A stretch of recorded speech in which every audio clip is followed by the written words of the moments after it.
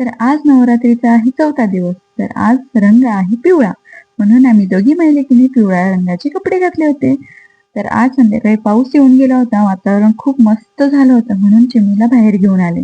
इकडे तिकडे अंगणात फिरवलं थोड्या वेळासाठी आणि घरात आलो. उद्यासाठी घेवडा निवडून घेतला आणि आज रात्रीसाठी काजू मसाला करायचा होता, म्हणून मी कांदा टोमॅटो चिरून घेतला आणि थोड्याशा कढईमध्ये तेल टाकून कांदा भाजून घेतला. नंतर त्यात लसूण आणि टोमॅटो पण ऍड केलं आणि दुसऱ्या गॅसवरती काजू बॉईल व्हायला पण ठेवले.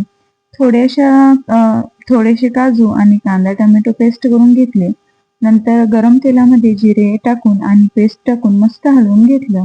नंतर त्यामध्ये नमक आणि आपली घरची चटणी आणि लाल तिखट आणि थोडीशी धनेपूड ऍड केली आणि जी बाकीचे बॉईल केलेले काजू होते ते पण टाकले.